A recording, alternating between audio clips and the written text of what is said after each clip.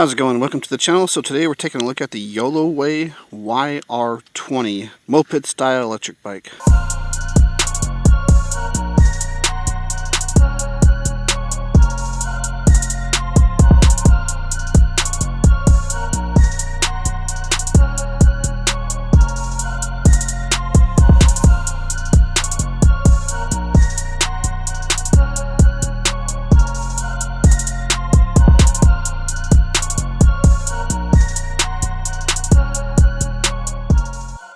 Alright, so let's just start off with the powertrain. So this comes with what I'm pretty sure is a 1000 watt nominal 2000 watt peak rear internally geared hub motor, and that's paired with a 48 volt larger 20 amp hour battery that says it can put out about 30 amps max current. So I'll put on the screen what the actual wattages on the bike, but let's just jump right in and test the acceleration and top speed. Alright, so the claimed top speed on this is 32 miles an hour. I got a 99% charge, so we'll see if we could hit that or not. And we'll just go ahead and just do I like, if it's 5 levels of power assist, which this is, I like to start in level 1, then skip to 3, and then skip to 5. So let's do that. So we'll put it in power assist 1, and we'll take off, and it goes to about 10 miles an hour, cuts out, bump it up to 3. 3 takes you to about 20 miles an hour, 21, 22, 23. Oh man, I'm not gonna have enough space. This road's a little too congested. So like 23 miles an hour for mode 3. So basically mode 3 is kind of like your class 2. Class 2 is 20 miles an hour, but actually it hit 24 right there. All right, so let's bump it up to full power here, level 5, full throttle. We'll see what she has. It has pretty good acceleration, like, because it is a 1000 watt rear hub motor, 2000 peak, so it is going to feel a little bit more torquey than like your standard 751, and I can definitely tell. Alright, so I hit 30, 31. Alright, so I did hit 31 on the display, and then my GPS is showing my top speed I reached was 29 miles an hour. So I'm a big guy, so I'm 275 pounds. So for your normal person, it will definitely get 32 miles an hour. I think you might even get a little higher, because when I did the free spin, I'll pull over and do it again. The free spin was hitting like 39 miles an hour or something. We'll lift up the rear tire there.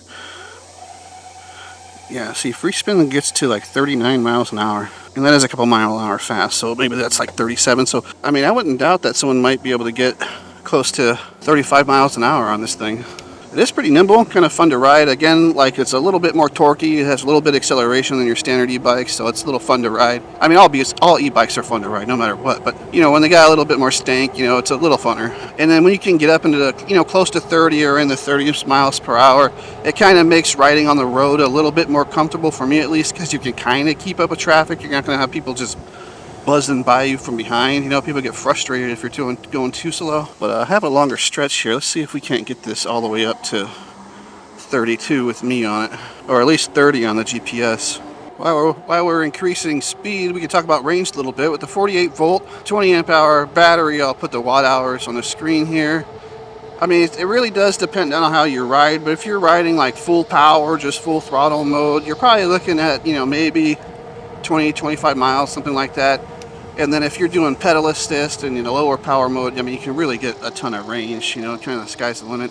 Maybe even up to like 60-70 miles or something like that. So yeah, in my opinion, since these bikes, the moped style ones, are really made for using throttle only, I think you got to have at least a 20 amp hour battery. You know, you could do it for 15 amp hours if you're not, you know, traveling that far, and maybe you only have a 500 watt or 750 watt motor, then it might make sense. But for the more powerful bikes like this, you know, you definitely want to have a battery on the larger side, and they did provide that, so good on them.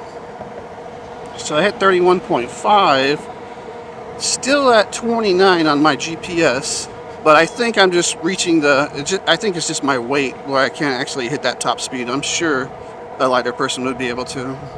It feels like I'm going pretty fast, so I'm happy with it. It's nice having turn signals too, and lights and a horn. The safety features make a lot of sense on these type of bikes, because you are on the road and you are going at decent speed. It comes with dual piston hydraulic brakes. These look like larger pistons than what I normally see on these type of bikes. So they should be pretty good brakes, and they're matched with the 180 millimeter rotors. Same setup on the front and the rear. They do come with these huge reservoirs here, and it says they are DOT4 brakes, so these should actually be really really good brakes. Then you got your, your standard levers here. But let's just do a quick brake test and see how she does. Okay, let's find somewhere to do a quick brake test. I mean, these brakes do feel kind of beefy when I'm braking because they do have those big reservoirs, and you got the DOT4. They have pretty large pistons, so it should work. Right up here at this green thing, we're pretty much going full speed, and we'll hit it. See how fast we can stop. Skid out at the end there. That was full speed going 30 something miles an hour. The brakes did finally lock up right at the end there. But yeah, not bad at all. I mean, with these style bikes, they're usually aluminum frames and they're actually not that heavy. So the dual piston brakes on the 180 millimeter rotors are more than sufficient most of the time. So let's try that at a slower speed, like maybe at 20 miles an hour, something like that. See how she feels. Oh yeah. You know, and the brakes aren't fully locked in yet, so I mean, bedded in yet. But yeah, at 20 miles an hour, it stops really fast. So, good brakes. So it does come with front forks. They're non-adjustable. But then you got dual coil shocks in the rear. It looks like there is some adjustability to those. Since it's got the full suspension, and it does have these 20-inch wheels with the 4-inch fat tires, and you got this off-roady type tread, let's just go and do kind of a mild off-road test and see how she does. I've said this in my other videos too, but I mean, the e-bike industry has come so far now, it's hard to find like a really terrible bike, you know. In order to import these batteries, they have to meet certain safety standards now. You know, they pretty much got the motors, controllers, and everything sort of dialed in. They all pretty much use the same components too, they just have like slightly different frames. You know, so the motors, batteries, electrical components, lights, all that kind of stuff are usually, you know, the same across different brands. So I mean, you know, it's really a matter of your personal preference and style and what kind of power you want. You know, it's hard to really find like a really crappy bike. You know, I'm sure they're out there, but it does feel pretty good off road here. So I mean, typically this is what you're going to be doing, and what I like, it has enough torque to actually get through this tall grass. You don't feel like the power's just cut out or anything like that. It does do pretty good. This is exactly what these bikes are made for, is just kind of bombing around your neighborhood, hitting up the parks, you know, maybe taking your kids on a little hike since there's passenger pigs back there and enough room on the seat to carry a couple people. These bikes are also really good to commute with if you live within, you know, 10-20 miles of your job and you can charge while you're at work or something like that. It does have a 2-amp charger, so you're looking at 8 to 10 hours probably from empty to full. But yeah, so far, actually pretty impressed by the bike, having a lot of fun on it.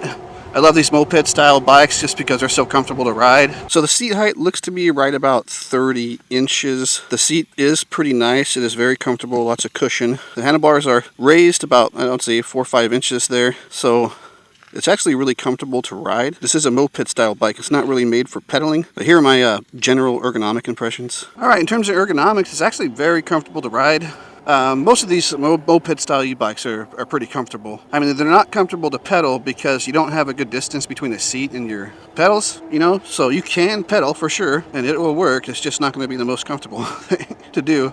They're actually, you know, really made for riding with the throttle, but, you know, take about 3 turns there, I think, for the pedal assist to kick in. But yeah, the handlebars are right at my eats. I got a slight bend in my elbows. You know, my legs are right about a 90-degree angle down on those pedals. You know, if you got lower back problems or something like that, you're not going to be putting any pressure on your back, so it should feel pretty comfortable for you. You get with the full suspension and this these big old 4-inch fat tires, you know, eats up these bumps really well. It's actually a really comfortable ride on the street.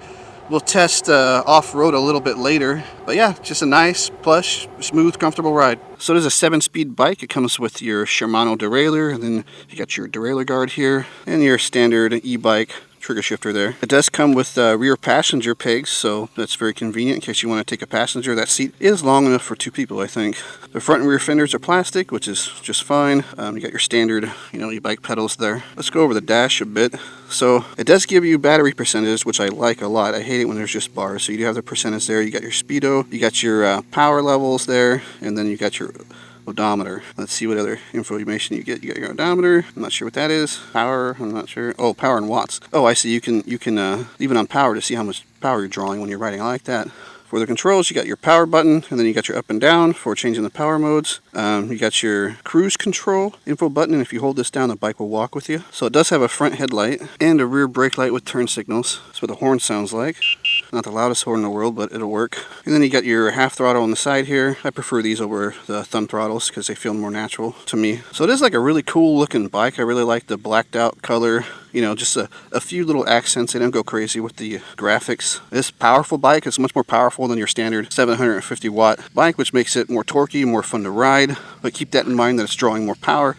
So if you want to maximize your battery life, then you're probably going to want to keep it in a lower power mode if you got to get a further distance. All right, but I think that's going to do it for this one, guys. There's going to be a link and probably a discount code in the description for you. Thanks for watching to the end. I really appreciate it, and I'll see you in the next one. Bye.